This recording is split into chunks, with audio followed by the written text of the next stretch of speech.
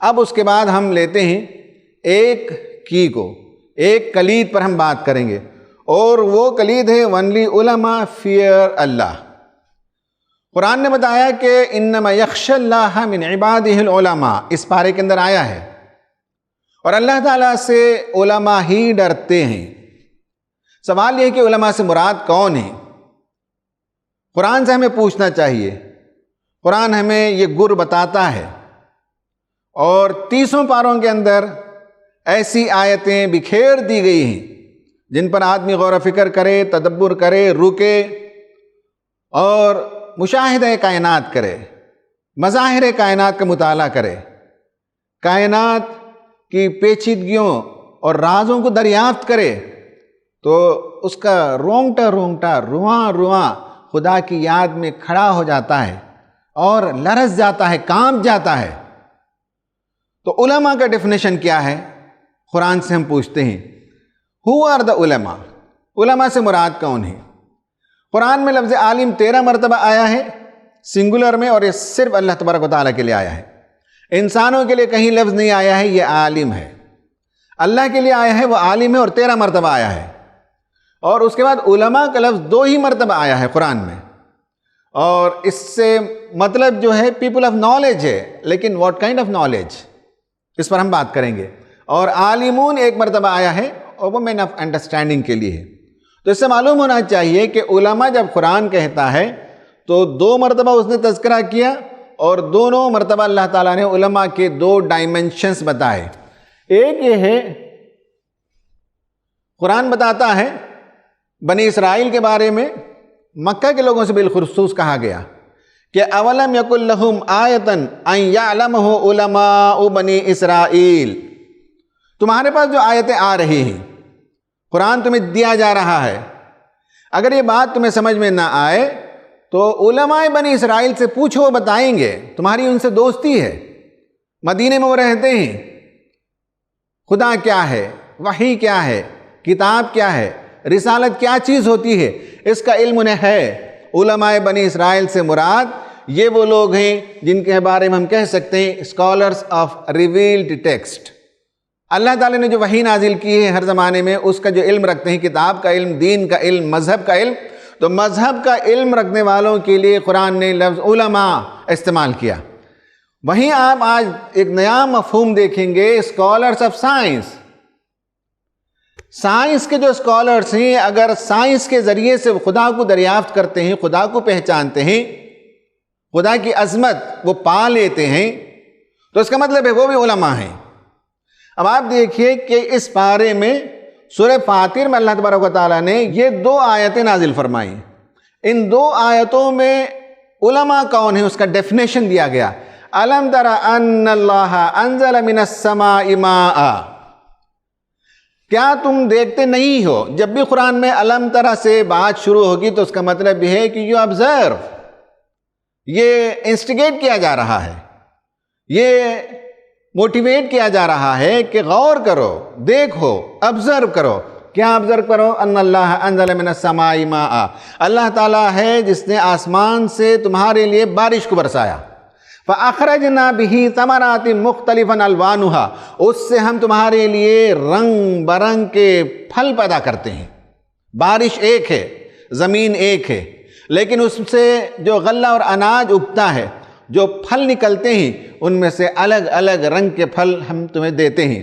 وَمِنَ الْجِبَالِ جُدَدٌ بِيضٌ وَحُمَرٌ مُخْتَلِفًا أَلْوَانُهَا، پہاڑوں میں دیکھو، کہا کہ جُدَدٌ بِيضٌ وَحُمَرٌ مُخْتَلِفًا أَلْوَانُهَا، دھاریاں پائی جاتی ہیں۔ بیض جو ہے اب بیس کی جمع ہے، یعنی ایک وائٹ نہیں، اگر پتھروں کو دیکھو گے تو اس میں بہت سے وائٹ پائے جاتے ہیں۔ وائٹ، ملکی white, pure white, of white, بہت سے وائٹ کا ایک پورا اسپیکٹرم ہے۔ اسی طرح وہ حمر، احمر کی جمع ہے حمر، پلورل۔ ریڈ ایک نہیں ہے، ریڈ کا پورا ایک اسپیکٹرم ہے۔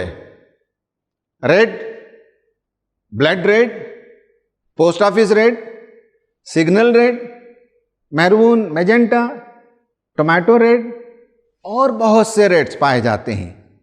اور جب وائٹ رے ریفریکٹ ہوتی ہے تو اس کا آخری رنگ ریڈ ہوتا ہے وبگیار کا، اور اس ریڈ کے بہت سے اسپیکٹرم ہیں.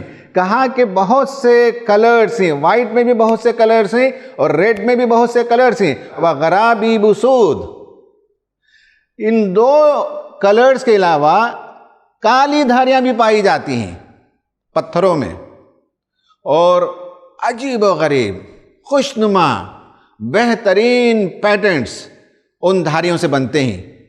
اس کے بعد فرمایا وَمِنَ النَّاسِ وَالدَّوَابِ وَالْأَنْعَامِ مُخْتَلِفًا أَلْوَانُهُ، انسان بھی مختلف رنگ کے ہیں، اور اس کے بعد بتا وائلڈ اینیملز بھی اور کیٹلز بھی، گھر میں جو تم پالتے ہو انعام چوپائے، ان سب کے رنگ الگ الگ ہیں. کذالک، اسی طرح سے انما یخشی اللہ من عبادہ العلماء، واقعہ یہ ہے، حقیقت یہ ہے کہ صرف علماء اللہ تعالیٰ سے ڈرتے ہیں. ان اللہ عزیز غفور، اللہ تعالیٰ زبردست بھی ہے، مغفرت فرمانے والا بھی ہے.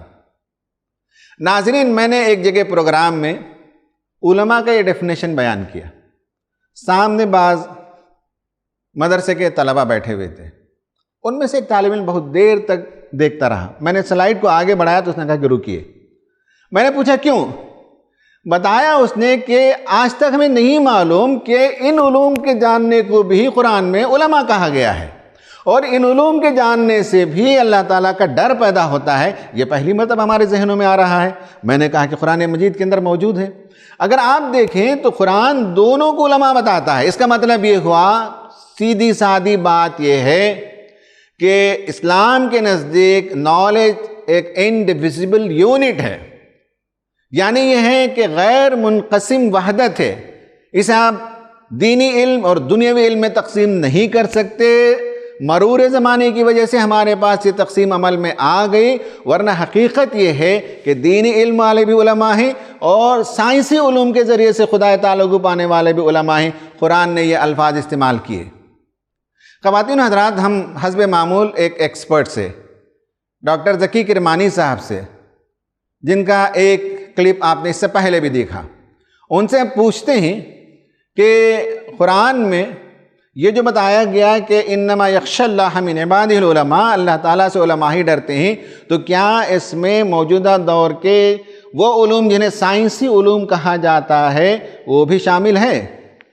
بسم اللہ الرحمن الرحیم. 22ویں پارے میں سورہ فاطر کی 28ویں آیت میں اللہ تعالیٰ فرماتا ہے، اور اس طرح انسانوں اور جانوروں اور مویشیوں کے رنگ بھی مختلف ہوتے ہیں. حقیقت یہ ہے کہ اللہ کے بندوں میں سے صرف علم رکھنے والے لوگ ہی اللہ سے ڈرتے ہیں. یہ آیت اس اعتبار سے بڑی اہم ہے کہ یہاں علم کے اسکوپ کی وضاحت کی گئی ہے، اور بتایا گیا ہے کہ کائنات اور مظاہر کائنات کا جو علم ہے وہ بھی اس علم میں شامل ہے جس کو قرآن علم کہتا ہے. اور جو لوگ اس علم کے حامل ہوتے ہیں، قرآن ان کو علماء کے نام سے یاد کرتا ہے. دوسری طرف اس سے یہ بھی بات واضح ہوتی ہے کہ ہمارے ہاں علم دین اور علم دنیا کی جو تقسیم رائج ہے وہ گمراہی پر مشتمل ہے. دراصل دور اول میں یہ تقسیم رائج نہیں تھی. ایسا لگتا ہے کہ محض علوم کی جو مختلف شاخیں تھیں یا علوم کی جو مختلف سورسز تھیں، ان کو شناخت کرنے کے لیے یہ اصطلاحیں استعمال ہوئی ہوں گی، علم دین اور علم دنیا کی. لیکن وقت گزرنے کے ساتھ ساتھ یہ فاصلے بڑھتے گئے. یہ آیت یہ بات بھی یہ بھی بتاتی ہے کہ اشیاء فطرت اور مظاہر فطرت کے علوم اللہ سے قرب کا ذریعہ ہیں. اللہ کا قرب اور اس کی محبت کرنے والوں کی دو صفات اس آیت سے واضح ہوتی ہیں. پہلی یہ کہ جو علم فطرت کے عالم ہیں، اور دوسری یہ کہ جو کتاب کی تلاوت کرتے، صلاۃ قائم کرتے اور اللہ کی راہ میں خرچ کرتے ہیں. یعنی یہ دو چیزیں ضروری ہیں ان لوگوں کے لیے جن کو اللہ تعالیٰ اپریشیٹ کرتا ہے اور جن کو علماء کا درجہ دیتا ہے. علماء کے نام سے یاد کرتا ہے۔ یہ دونوں صفات بیک وقت ہونی ضروری ہے۔ اس بات کی وضاحت، بلکہ میرے خیال میں زیادہ اچھی وضاحت، یہ سورہ آل عمران کی آیت 191 میں کی گئی ہے، اور یہاں پر اولو الالباب کی تعریف کرتے ہوئے، یعنی اولو الالباب کون ہیں، قرآن میں بتایا گیا ہے کہ الذین یذکرون اللہ قیاما وقعودا، یعنی یہ پوری آیت آپ دیکھ لیں، جو اٹھتے بیٹھتے اور لیٹتے ہر حال میں اللہ کو یاد کرتے ہیں، اور زمین و آسمان کی ساخت پر غور و فکر کرتے ہیں، اور بول اٹھتے ہیں اے پروردگار تو نے یہ محض فضول میں پیدا نہیں کیا۔ تو گویا اولو الالباب کی کیٹیگری میں شامل ہونے کے لیے یہاں بھی دو چیزیں ضروری بتائی گئی ہیں، ایک یہ کہ جو کائنات اور اس کے مظاہر پر غور و خوض کرتے ہیں، اور ایک وہ بھی جو کہ قیام و قعودم، جو کہ اللہ کی راہ میں کھڑے ہوتے، جو اللہ کے لیے کھڑے ہوتے ہیں اور اٹھتے بیٹھتے اللہ کا ذکر کرتے ہیں۔ یہ دو چیزیں ضروری ہیں۔ اگر یہ کنڈیشنز نہ ہوں، یہ صفات نہ ہوں، یا ان میں سے کوئی ایک صفت نہ ہو، تو اولو الالباب کی کیٹیگری میں وہ شامل نہیں ہو سکتے۔ یہ بات بڑی اہم ہے، اور ظاہر ہے کہ جو ہمارے ہاں جو پریولنٹ تصور ہے اس کے منافی نظر آتی ہے، لیکن اصل معیار تو قرآن ہے۔ یہ دو چیزیں، ان کا ہونا، ان کا پایا جانا ضروری ہے، یہ معیار ہے۔ اگر صرف اذکار اور عبادتیں ہی ہمارا عمل ہوں گی اور مظاہر فطرت پر غور و خوض یہ ہمارے یہاں نہیں ہوگا، تو اولو الالباب کا جو ٹائٹل ہے وہ گویا کہ ہم اس کے قابل نہیں تسلیم کیے جائیں گے۔ اس میں ذرا ایک اور وضاحت میں یہ کرتا چلوں، زیادہ مناسب ہے یہ بات، کہ قرآن، ایسا لگتا ہے کہ قرآن اپنے پیروکاروں کو فطرت کے قریب رکھنا چاہتا ہے۔ وہ چاہتا ہے کہ فطرت کے قریب رہیں، کائنات اور اس کے مظاہر سے ان کا تعلق ایک زندہ قسم کا تعلق ہو۔ جو بھی قرآن کا قاری ہے اس کا تعلق ان چیزوں سے زندہ ہونا چاہیے۔ کائنات اور اس کے مظاہر پر غور و فکر کا رشتہ قائم رکھنا چاہتا ہے قرآن، کہ وہ شخص، ہر وہ شخص جو قرآن کے قریب ہے، قرآن پر ایمان رکھتا ہے، وہ مظاہر کائنات اور کائنات پر غور و خوض کرنے والا ہو۔ غور و خوض کی ایکسٹینٹ تو الگ ہو سکتی ہے، لیکن غور و خوض فطری ہے۔ گویا کہ منشا یہ ہے کہ ہر ایمان والا شخص فطرت کے قریب رہے، فطرت سے اپنا تعلق قائم رکھے، کیونکہ اس کے نتیجے میں اللہ کے ساتھ محبت کا رشتہ جڑتا ہے اور شکر کے جذبات پیدا ہوتے ہیں۔ فکر و تدبر کی یہ اولین اور بالکل ابتدائی اسٹیج ہے۔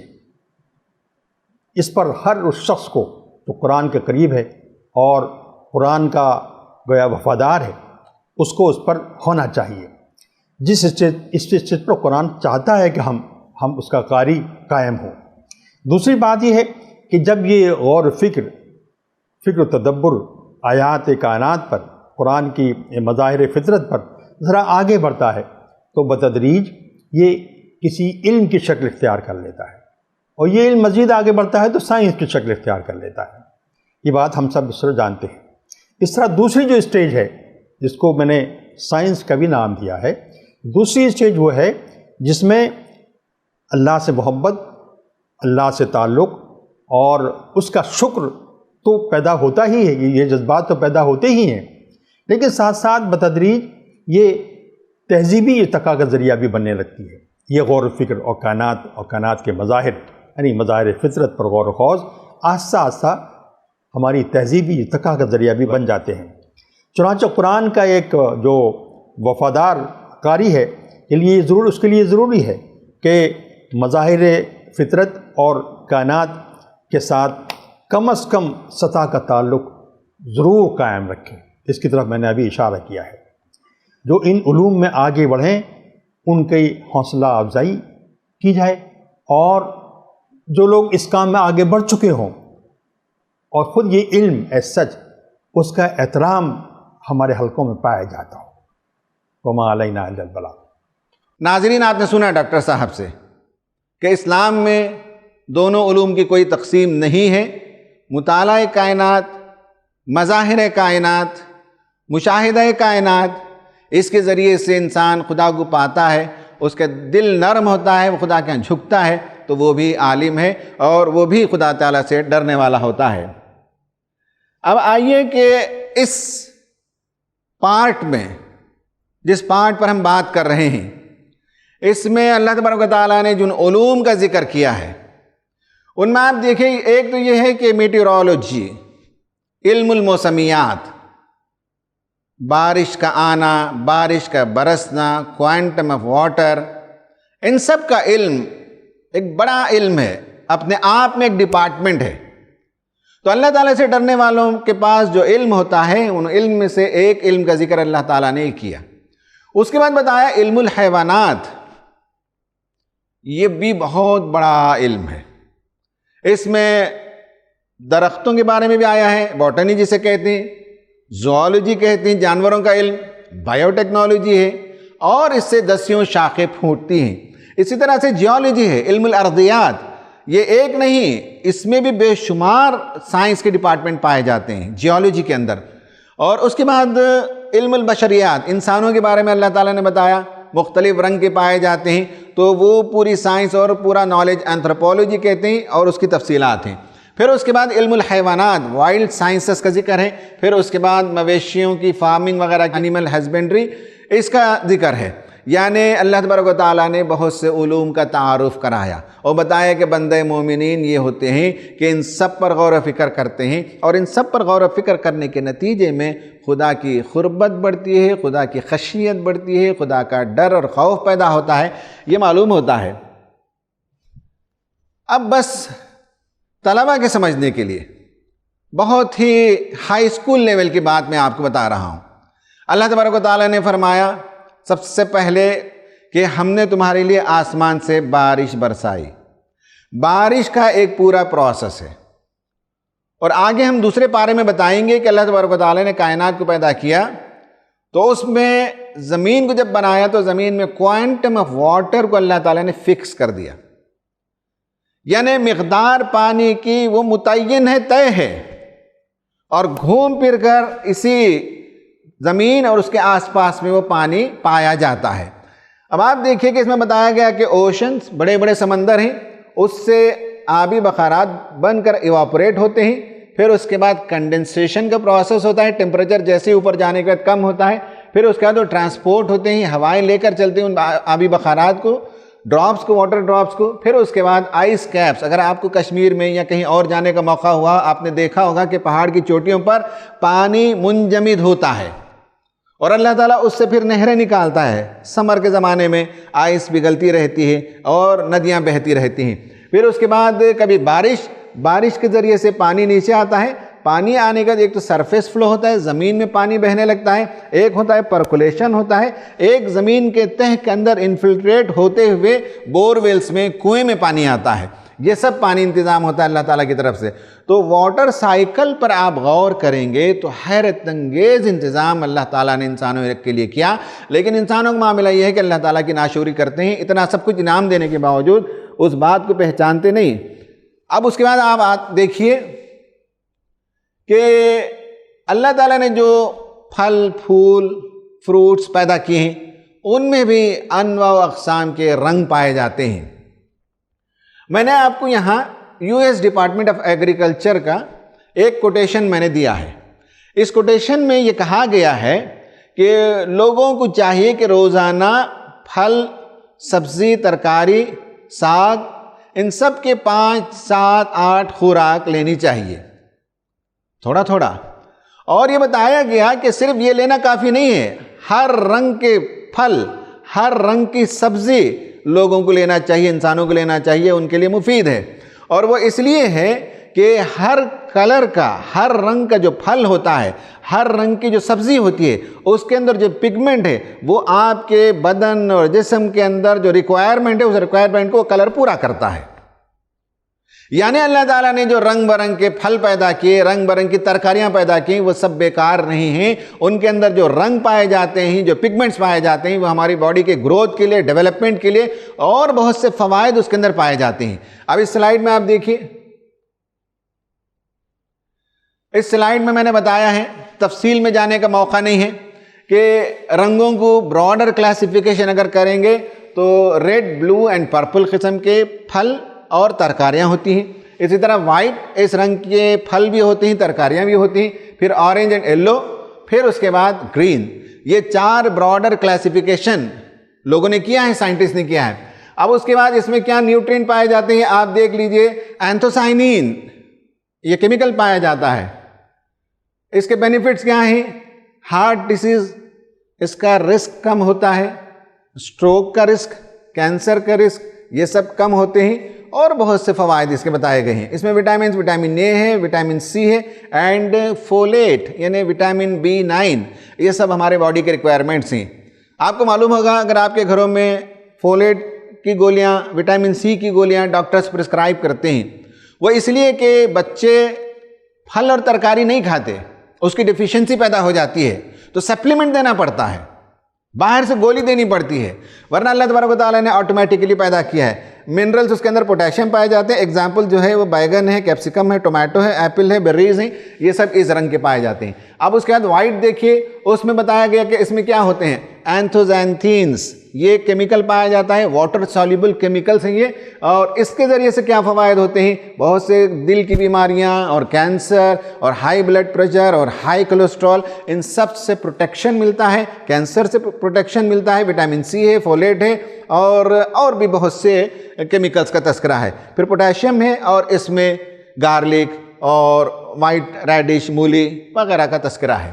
اسی طرح اورنج میں آپ دیکھیے کہ کیا کیا کیمیکلز ہیں، اس کے کیا کیا فوائد ہیں، اور کس قسم کے پھل اور ترکاریاں پائی جاتی ہیں۔ گرینز میں خاص کر جو ساگ جسے کہتے ہیں، اور بہت سی ترکاریاں گرین کلر کی ہوتی ہیں، اس کے کیا فوائد ہیں، اس میں کیا وٹامنز پائے جاتے ہیں، اور کس کس قسم کے ویجیٹیبلز اور گرینز ہمیں لینا چاہیے، اس کا ایک ذکر ہے۔ پھر یہاں دیکھیے آپ کہ پتھروں میں کتنی دھاریاں ہیں، رنگ برنگ کے پتھر اللہ تعالیٰ نے پیدا کیے، صرف بتانے کے لیے آپ کو 2 4 5 یہاں مثالیں دی گئی ہیں، ورنہ اللہ تعالیٰ نے ہزاروں قسم کے رنگ برنگ کے پتھر پیدا کیے ہیں۔ پھر اس کے بعد اللہ تعالیٰ نے کہا کہ انسانوں میں بہت سے رنگ پائے جاتے ہیں۔ انسانوں میں جو رنگ پائے جاتے ہیں وہ آپ دیکھیں کہ بتایا گیا ہے کہ میلوناسائٹ، یہ جو ہے ہماری جو جلد ہے اس کے نیچے ایک سیل ہے، اور میلانین ایک اس کا پگمنٹ ہوتا ہے، اور وہ پگمنٹیشن کا پروسیس سکن کے نیچے، چمڑی کے نیچے ہونے لگتا ہے، اور اس کے نتیجے میں رنگ الگ الگ ہو جاتے ہیں۔ اس کی تفصیل میں ہم نہیں جا سکتے اس چھوٹے سے لیکچر میں، لیکن یہ بتایا گیا ہے کہ ویسٹ افریقن، نارتھ یورپین اور ایسٹ ایشین، یہ قومیں جیسے جیسے ملتی گئیں ویسے ویسے ان کی رنگتیں بدلتی گئیں۔ اللہ تعالیٰ کی نشانیوں میں سے ایک نشانی یہ بھی ہے۔ پھر اللہ تبارک و تعالیٰ نے بہت سے جانوروں کو پیدا کیے، ان کے بھی رنگ الگ الگ ہیں۔ جانوروں کے رنگ کیوں الگ ہوتے ہیں آپ دیکھ لیجئے، بتایا گیا ہے کہ there are several reasons۔ ایک ہے camouflage، یعنی یہ ہے کہ جانور اس ماحول میں چھپا رہتا ہے، خاص کر جو پریڈیٹر ہوتا ہے، جو حملہ آور جانور ہوتا ہے، وہ حملہ کرنے سے پہلے جھاڑیوں کے بیچ میں سے، گھاس کے بیچ میں سے جب چلتا ہے تو اس کا رنگ اور جانور کا رنگ سملر ہوتا ہے، اور جس پر حملہ کرنا ہے اسے اس میں شبہ ہو جاتا ہے۔ اسی طرح سے ٹو ایڈورٹائز سروسز، یعنی بعض پرندے بعض جانوروں کی پاکی صفائی کرتے ہیں تو اس رنگ کے ذریعے سے وہ انفارمیشن دیتے ہیں کہ ہمارے پاس آؤ اور ہمیں کلین کرو۔ اسی طرح سے سیکس کی ملاقات کے لیے رنگوں کے بدلنے سے انڈیکیشن دیا جاتا ہے۔ اسی طرح سے سم اینیمل جو ہے وہ فلیش لائٹ، جس طرح سے ہم ڈینجر کے موقع پر کرتے ہیں، اس طرح سے اپنی رنگت بدل کر وہ فلیش کرتے ہیں کہ ڈینجر آ رہا ہے۔ زیبراز کو اللہ تعالیٰ نے بنایا، انہیں دھاریاں دی، اور دھاریاں ایسی دیں کہ جب شیر وغیرہ حملہ کرنا چاہتا ہے تو بڑی پریشانی ہوتی ہے، ایک سنگل زیبرا کو فائنڈ آؤٹ کرنا، تلاش کرنا، سنگل آؤٹ کرنا اس کے لیے مشکل ہو جاتا ہے۔ جب زیبرا ایسے جو ہے آپس میں چلتے رہتے ہیں تو ان کی دھاریوں کے نتیجے میں جو حملہ آور جانور ہوتا ہے اسے ایلیوژن پیدا ہو جاتا ہے۔ پھر اس کے بعد یلو، ریڈ، بلیک وغیرہ جو ہے یہ جس مینڈک میں یہ کلر ہوگا آٹومیٹک وہ وارننگ ہے کہ مجھے اگر کھاؤ گے تو میرے اندر زہر ہے، تو وہ اپنے زہر کا اظہار کلر سے کرتا ہے، اور دوسرا جانور سمجھدار ہوتا ہے، اس طرح کے مینڈک وغیرہ کو نہیں کھاتا، اس لیے کہ اسے معلوم ہے کہ اس کا رنگ ایسا ہے۔ اسی طرح سے سم اینیمل جو ہے وہ فزیکل پروٹیکشن کے لیے ہوتا ہے، خاص کر دھوپ میں، اور کچھ ہیں جو کلر بدلتے ہیں ٹیمپریچر کی وجہ سے، اور کچھ جانوروں اور پرندوں کے اللہ تعالیٰ نے بے شمار خوبصورت رنگ بنائے جس کی تفصیلات ہمارے پاس نہیں ہیں۔ بس آپ دیکھیے کہ اللہ تعالیٰ نے کس طرح سے رنگ برنگ کے جانور پرندے پیدا کیے، اور کچھ کیموفلیج کرتے ہیں، کچھ زیبرا ہیں جو ایلیوژن پیدا کرتے ہیں، کچھ اس طرح کے پرندے ہیں جو ہر کلر کے بیک گراؤنڈ میں ڈومینیٹ ہوتے ہیں، ابھرے ہوئے نظر آتے ہیں۔ اور اللہ تعالیٰ نے انعام کا بھی ذکر کیا، چوپایوں کا ذکر کیا، ان کے بھی مختلف رنگ اللہ تعالیٰ نے پیدا کیے ہیں۔ اب ہم آخر میں آتے ہیں، ایک واقعہ آپ کو سناتے ہیں۔ علامہ عنایت اللہ مشرقی برٹش زمانے کے انڈین سٹیزن تھے اور لنڈن میں پڑھتے تھے۔ یہاں آنے کے بعد انہوں نے خاکسار تحریک شروع کی، انڈین انڈیپینڈنس اسٹرگل میں ان کا رول رہا۔ جب وہ پڑھتے تھے تو پروفیسر جیمز جینس بہت بڑے ایسٹرو فزسسٹ میتھمیٹیشین تھے، یونیورسٹی کے پروفیسر تھے۔ ایک دن عنایت اللہ مشرقی طالب علم اندر کیمپس کے اندر آ رہا تھا، اور پروفیسر صاحب کیمپس سے باہر جا رہے تھے، بارش ہو رہی تھی، پروفیسر صاحب چھاتا بغل میں دبائے جا رہے تھے اور ہاتھ میں بائبل تھا۔ عنایت اللہ نے پوچھا، سر کہاں جا رہے ہیں؟ کہا چرچ۔ پوچھا آپ جیسا سائنٹسٹ چرچ جاتا ہے؟ کہا کہ ہاں۔ سر بارش ہو رہی ہے اور آپ کسی غور و فکر میں گم ہیں اور آپ کے پاس چھاتا ہے؟ کہا ہاں ہاں بھول گیا، سوری۔ پھر انہوں نے چھاتے کو نکالا اور چلے گئے، اور کہا کہ عنایت اللہ شام میں آنا، ملاقات کریں گے، بات کریں گے۔ پھر شام میں عنایت اللہ صاحب گئے تو سر نے پوچھا کہ مشرقی تم نے کیا کوشچن کیا؟ کہا میں نے کوشچن کیا سر کہ آپ جیسا سائنٹسٹ مذہب پر یقین رکھتا ہے، چرچ جاتا ہے۔ تو اس نے کہا میں تمہیں کیا بتاؤں عنایت اللہ، ان کے یہ کوٹیشن ہے، you know Inayat Allah Khan, he said, when I behold God's marvelous feats of creation, my whole being trembles in awe at His majesty. When I go to church, I bow my head and say, Lord, how great you are. And not only my lips, but every particle of my body joins in uttering these words. I obtain incredible peace and joy from my prayer. کیا خوبصورت جملہ انہوں نے کہا۔ میں صرف زبان سے خدا کی تعریف بیان نہیں کرتا، میں اس کائنات کو دیکھتا ہوں تو میرا رواں رواں کھڑا ہو جاتا ہے، ہر رونگٹا خدا کی تسبیح بیان کرتا ہے، اور میں ایسی عبادت سے لطف اندوز ہوتا ہوں جس میں خدا کی کائنات پر غور و فکر کرتا ہوں، خدا کی عظمت کو میں پہچانتا ہوں، اور صرف میں لپ سروس نہیں کرتا بلکہ میرا پورا جسم عبادت میں شامل ہو جاتا ہے۔ تب انہوں نے کہا کہ سر اگر آپ اجازت دیں تو میں آپ کو بتاؤں کہ قرآن میں ایک آیت ہے کہ جو سائنٹسٹ ہوتے ہیں، جو کائنات پر غور و فکر کرتے ہیں، وہ اللہ تعالیٰ سے ڈرتے ہیں۔ تو پروفیسر صاحب نے کہا سنا وہ آیت، سورہ فاطر کی یہ 2 آیتیں عنایت اللہ مشرقی نے سنائیں۔ تو پروفیسر صاحب نے کہا کہ عنایت اللہ لکھ لو میری طرف سے کہ قرآن کے بارے میں گواہی دیتا ہوں کہ یہ خدا کا کلام ہے، یہ محمد کا لکھا ہوا کلام نہیں ہو سکتا، اس لیے کہ محمد کے زمانے میں سائنس کی وہ حقیقتیں نہیں کھلی تھی۔ اگر یہ بات کتاب کے اندر موجود ہے تو وہ محمد کی صلی اللہ علیہ وسلم کی ہاتھ کی لکھی ہوئی کتاب نہیں ہے بلکہ خدا کی نازل کردہ کتاب ہے۔ خواتین و حضرات، یہ ہے اصل آج کا موضوع ہمارا، کہ قرآن کو سمجھنے کے لیے ان علوم کو سمجھنے سے کتنی آسانی ہوتی ہے اور خدا تعالیٰ کی عبادت میں کتنا لطف آتا ہے۔